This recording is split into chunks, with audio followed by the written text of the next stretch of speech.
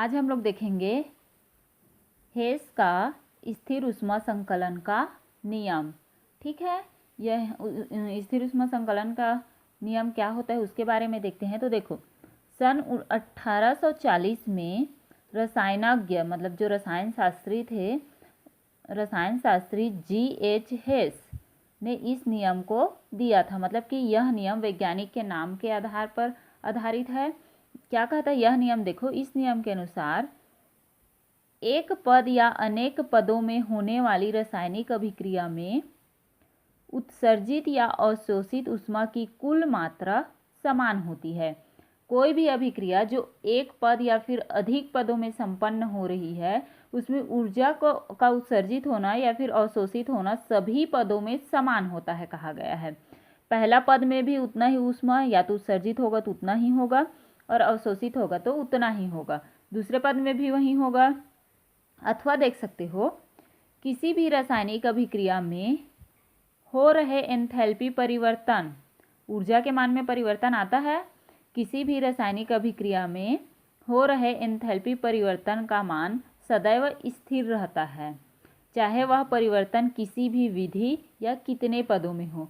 क्या कह रहा है? एंथैल्पी परिवर्तन का जो मान होगा, परिवर्तन का जो मान होगा वह स्थिर होगा, चाहे अभिक्रिया एक पद में हो या फिर अनेक पदों में हो। और भी परिभाषा देख सकते हैं अथवा करके, एक से अधिक पदों में होने वाली किसी रासायनिक अभिक्रिया की मानक एंथैल्पी उन सभी माध्यमिक अभिक्रियाओं की समान ताप पर मानक एंथैल्पियों का योग होता है, जिनमें इन सभी अभिक्रियाओं को विभाजित किया जा सकता है। ठीक है, देखते हैं आगे। जैसे कि देखो, डेल H बराबर डेल H1 डेल H2, मतलब कि एक से अधिक पदों में संपन्न हो रहा है, मतलब कि कई पद हैं तो एंथैल्पी परिवर्तन पहले के लिए डेल H1, दूसरे के लिए डेल H2, अगर और है तो डेल H3, और ज़्यादा होगा तो डेल H4 या फिर डेल HN तक भी हो सकता है। ठीक है, तो उसी को बोला गया है। देखो, इस अभिक्रिया में ए से बी उत्पाद में चेंज हो रहा है, लेकिन ए से बी उत्पाद में चेंज होने से पहले क्या होता है, इसमें एक माध्यमिक यौगिक C बनता है, जो किस में चेंज होता है? आपका उत्पाद में, जो आपका पहला एंथैल्पी परिवर्तन और ये है आपका दूसरा एंथैल्पी परिवर्तन। ठीक है, तो ये था आपके हेस के स्थिर ऊष्मा संकलन का नियम। आगे देखते हैं हम लोग, अगला टॉपिक है आपका एंट्रोपी। एंट्रोपी क्या होता है देखते हैं। किसी तंत्र या निकाय की यादृच्छिकता की माप अथवा अव्यवस्था की मात्रा को एंट्रोपी कहते हैं। बोल सकते हो किसी निकाय की अव्यवस्था की माप उसकी क्या कहलाती है? एंट्रोपी कहलाती है। और इसे कैपिटल एस के द्वारा क्या किया जाता है? दर्शाया जाता है। अर्थात एंट्रोपी क्या बोल रहा है? देखो, जो तंत्र जितना अधिक अव्यवस्थित होगा उसकी एंट्रोपी उतनी ही अधिक होगी। जैसे कि मैं यहाँ पर 3 चीज़ें ली हूँ, सॉलिड, लिक्विड और गैस। आप देखोगे सॉलिड सबसे ज़्यादा मजबूत होते हैं, ठीक है, लिक्विड थोड़ा सा फैला हुआ होता है, और गैस के अणु और सबसे ज़्यादा दूर दूर होते हैं। मतलब यह सबसे ज़्यादा अव्यवस्थित, उसके बाद जल, उसके बाद ठोस पदार्थ। ठीक है, तो इसी के आधार पर गैस की एंट्रोपी सबसे ज़्यादा, उसके बाद लिक्विड की, और सबसे कम किसकी होगी? सॉलिड की, क्योंकि यह सबसे कम अव्यवस्थित होता है इसी कारण से। ठीक है, अब देखो, एंट्रोपी परिवर्तन को डेल एस के द्वारा दर्शाया जाता है। अब परिवर्तन है तो डेल एस, तो क्या हो जाएगा? डेल एस बराबर एस अंतिम माइनस एस प्रारंभिक, या फिर S1 S2 माइनस S1 भी कर सकते हो इस प्रकार से। उसके बाद क्या दिया गया है? देखो, प्रावस्था संक्रमण में एंट्रोपी परिवर्तन। ठीक है, प्रावस्था संक्रमण में एंट्रोपी परिवर्तन, किसी पदार्थ का एक प्रावस्था से दूसरी प्रावस्था में परिवर्तन प्रावस्था संक्रमण कहलाता है। कोई भी पदार्थ है, जैसे ठोस से गैस में बदलना, या फिर ठोस से गैस में, या फिर द्रव से गैस में बदलना, तो उसकी प्रावस्था में परिवर्तन हो रहा है, तो उसी को क्या कहोगे? प्रावस्था संक्रमण कहते हैं, जिसको डेल एस बराबर Q T, R E reversible उत्क्रमणीय है, जहाँ क्यू क्या है? उत्सर्जित या अवशोषित ऊष्मा है, और टी क्या है? वहाँ का ताप है। अब इसी में देखते हैं कौन कौन सी प्रावस्था के लिए है। तो पहला है गलन की एंट्रोपी। ठीक है, गलन के लिए ले रहे हैं, तो गलन की एंट्रोपी वह एंट्रोपी परिवर्तन है जो गलनांक पर 1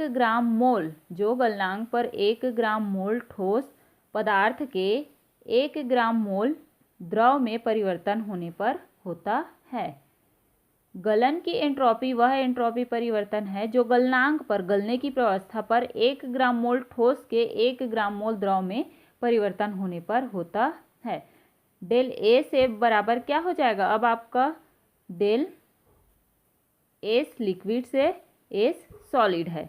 जहाँ पर देखोगे आप डेल एच एस बटे टी एम, जहाँ पर अब देखो कौन कौन सा क्या है, डेल एस एफ बराबर गलन की एंट्रोपी, मतलब एफ है वो फ्यूजन है, मतलब गलन है, ठीक है। उसके बाद देखोगे डेल एच एफ गलन की एंथैल्पी, टी एम पदार्थ का गलनांक मेल्टिंग पॉइंट, एस एल गलनांक पर 1 ग्राम मोल के द्रव की एंट्रोपी, और एस एस क्या है, गलनांक पर 1 ग्राम मोल ठोस की एंट्रोपी है, ठीक है। आगे देखते हैं, आगे है आपका वाष्पन की एंट्रोपी, मतलब कि वेपर। किसी पदार्थ का वाष्पन निश्चित ताप पर होता है, जान रहे हो, कोई भी चीज़ हो वह वाष्प में एक निश्चित ताप पर ही बदलता है, उसी को बोल रहा है। किसी पदार्थ का वाष्पन निश्चित ताप पर होता है जिसे क्वथनांक कहते हैं, मतलब कि वह ताप जिस पर कोई द्रव किसमें, वाष्प में परिवर्तित होता है, उसका क्या कहलाएगा, अब क्वथनांक कहलाएगा।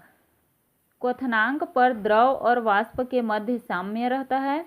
अवशोषित ऊष्मा जिसको क्या बोलोगे, क्यू वी, वाष्पन की गुप्त ऊष्मा डेल एच वेपर, मतलब कि वाष्प के बराबर होती है। तो क्या हो जाएगा, डेल एस वेपर बराबर S V minus S L, द्रव वेपर में बदल रहा है, तो क्या हो जाएगा, डेल एच वेपर बटे टी बी। अब कौन कौन सा क्या है देखो, डेल एस वेपर बराबर है वाष्पन की एंट्रोपी, डेल एच वेपर बराबर है वाष्पन की एंथैल्पी, एस वी बराबर है 1 मोल गैस पदार्थ की क्वथनांक में एंट्रोपी, और अगला है आपका एस एल 1 मोल द्रव पदार्थ की उसके क्वथनांक पर एंट्रोपी, टी बी है पदार्थ द्रव का क्वथनांक, ठीक है। अगला देखते हैं प्रावस्था के लिए ऊर्ध्वपातन की एंट्रोपी।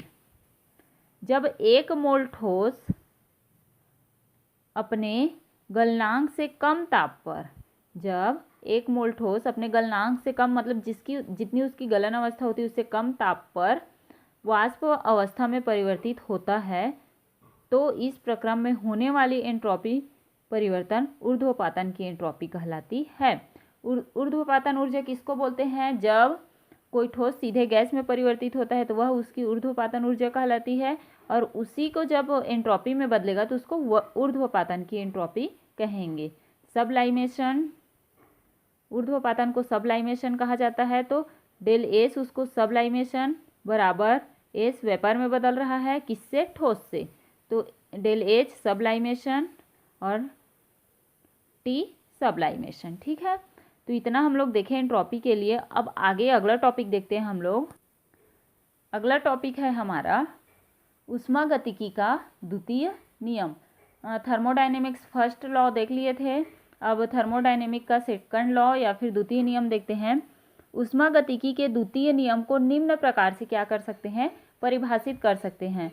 थर्मोडायनेमिक के सेकंड लॉ के लिए बहुत सारी स्टेटमेंट दिया गया है, तो एक एक करके देखते हैं। तो पहला स्टेटमेंट क्या कहता है, देखो, बिना किसी बाह्य कारक की सहायता के किसी स्वतः परिवर्तित प्रक्रम को उत्क्रमित नहीं किया जा सकता। मान लिया जाए यह कोई क्या है, प्रक्रम है, ठीक है। जब तक आप इस पर कोई बाह्य बल नहीं लगाओगे यह कार्य में चेंज नहीं होगा या फिर उसकी स्थिति में कोई परिवर्तन नहीं होगा।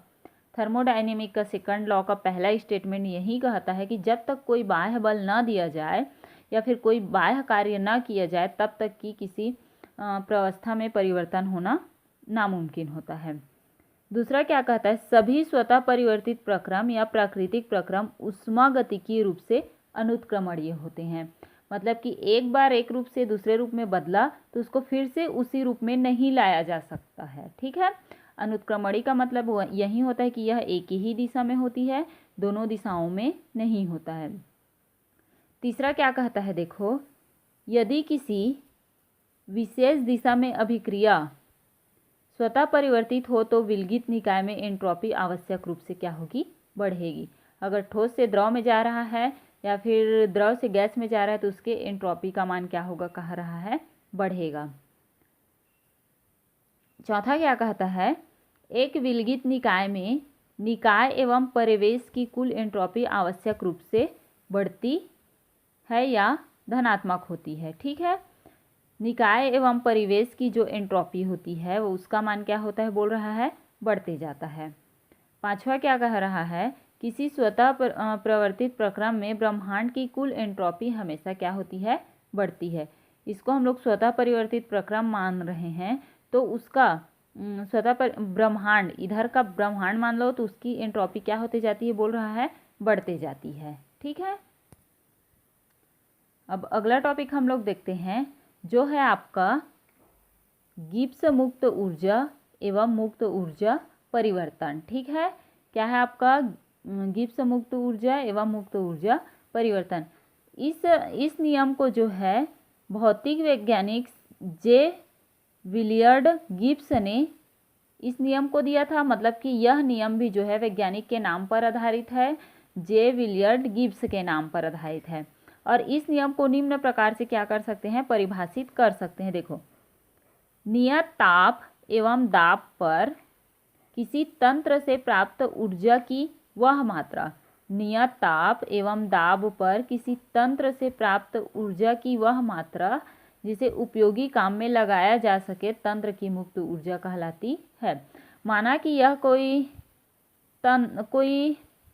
बोलना चाहिए कोई तंत्र है, प्रक्रम है। ठीक है, इसमें नियत ताप और नियत दाब लगा रहे हैं तो यहाँ पर ऊर्जा संचित रहेगी और इसी ऊर्जा को जब हम किसी उपयोगी कार्य में लगाते हैं तो वही उपयोगी कार्य में आने वाली जो ऊर्जा होती है उसको कहा जाता है मुक्त ऊर्जा। और इसे कैपिटल जी के द्वारा दर्शाया जाता है और इसका गणितीय रूप होता है जी बराबर एच माइनस टी एस, जहाँ एच बराबर है तंत्र की एंथैल्पी, एस बराबर है तंत्र की एंट्रोपी, टी बराबर है ताप क्रम। ठीक है, अब हम जानते हैं एच का मान क्या होता है आपका एंथैल्पी के लिए, एच बराबर ई प्लस पी वी या फिर एच बराबर यू प्लस पी वी, जहाँ ई क्या है आपका इंटरनल एनर्जी मतलब कि आंतरिक ऊर्जा है, यू या फिर यू भी ले सकते हो। तो जी बराबर अब मान को रख दो, यहाँ पर एच के मान को रख दो तो जी बराबर you plus P V minus T S. ठीक है, इतना तो हो गया गिब्स ऊर्जा। अब गिब्स ऊर्जा में परिवर्तन को डेल जी से दर्शाया जाएगा और इसको निम्न प्रकार से लिख सकते हैं। देखो किस प्रकार से लिख सकते हैं, डेल जी बराबर del U plus del P V minus T del S. इस प्रकार से लिखेंगे। यदि प्रक्रम स्थिर दाब और स्थिर ताप पर हो तो डेल पी वी को पी डेल वी तथा डेल टी एस को टी डेल एस लिखा जाएगा। ठीक है, अगर ताप और दाब का मान स्थिर हो तब की कंडीशन में तो डेल जी बराबर क्या हो जाएगा, del U plus P del V minus T del S. ठीक है, अब हम जानते हैं कि स्थिर ताप पर इतना का मान डेल एच बराबर क्या होता है, del U plus P del V. अब यहाँ पर ए मान दिया गया है तो इसके जगह पे डेल एच को रख सकते हैं तो डेल जी बराबर क्या हो जाएगा, del H minus T del S. तो ये हो गया गिब्स ऊर्जा में परिवर्तन के लिए समीकरण। ठीक है, अब इसको एक वैकल्पिक विधि होती है जिसके द्वारा भी हम लोग निकाल सकते हैं। तो देखो, वैकल्पिक विधि अनुसार G1 बराबर H1 माइनस टी S1 हो जाएगा प्रारंभिक अवस्था में, G2 के लिए H2 माइनस टी H2 अंतिम अवस्था के लिए। तो डेल जी बराबर क्या होगा, G2 माइनस G1 हो जाएगा।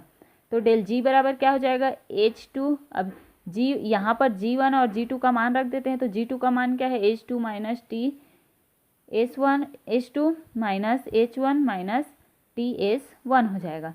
अलग कर दो तो H2 माइनस H1 टी, तो क्या बचा आपका H2 माइनस S1। तो क्या हो जाएगा, डेल जी H1 क्या हो जाएगा, डेल एच माइनस टी हो गया, और H2 और S1 एंट्रोपी परिवर्तन तो डेल एस हो गया। और यही जो है आपका क्या है, गिब्स हेल्महोल्ट्ज़ समीकरण है।